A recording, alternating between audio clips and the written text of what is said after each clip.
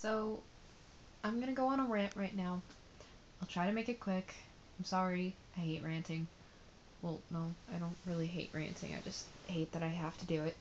Um, so,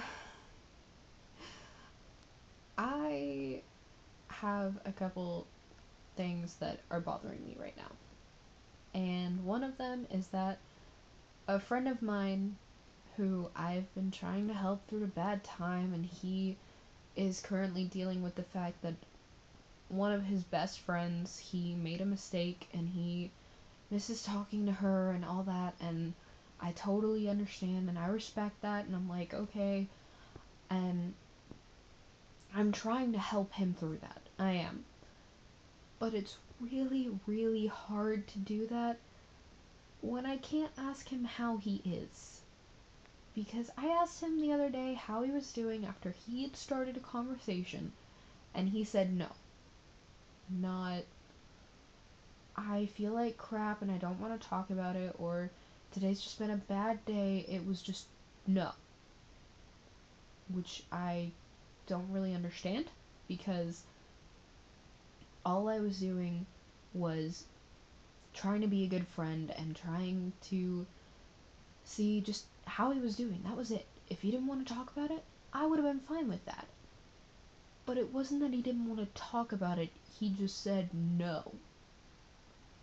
Which really, really made me mad because I'm sitting here trying to help him and he's pushing me away. And it made me feel like the only reason he was talking to me was because he wanted a distraction.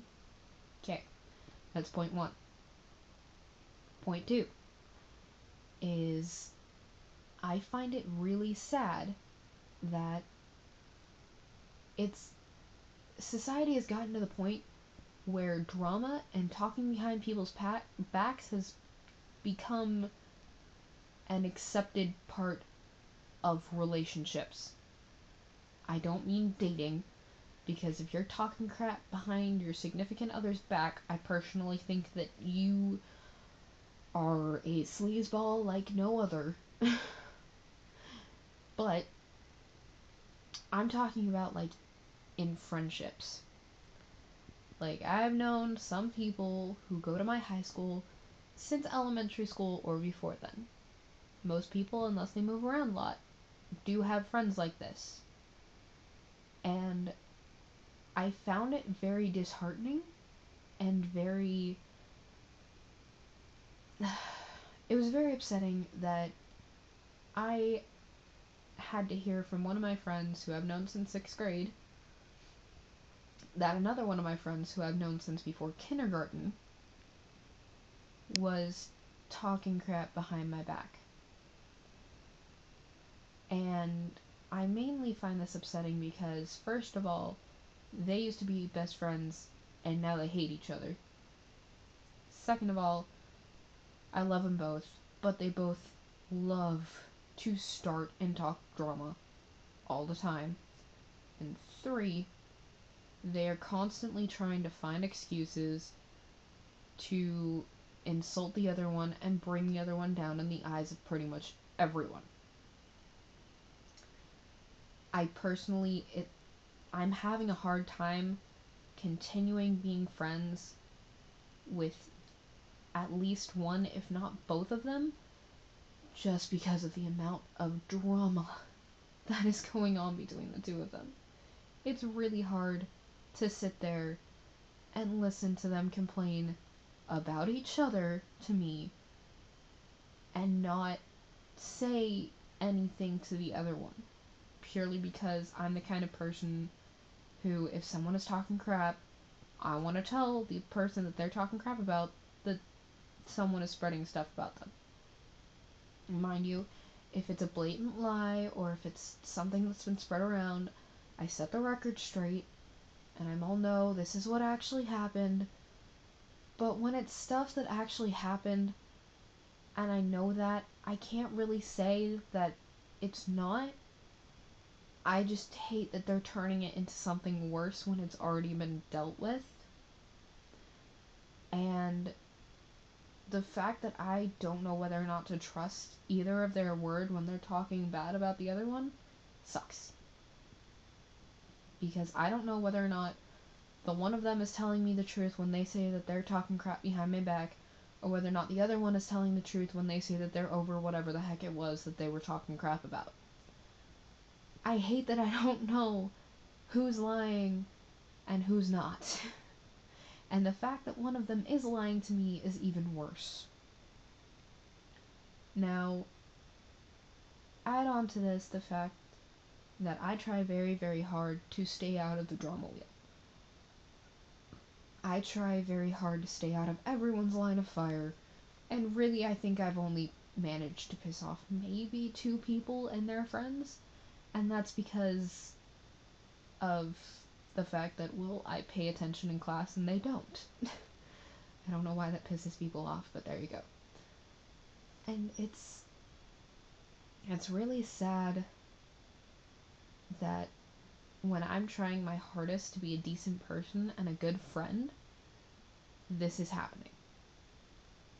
Because I'm hearing bad stuff, like I hear crap talked about my friends, and generally I tell them to shut up, but it's really hard to tell people to shut up when I agree with them.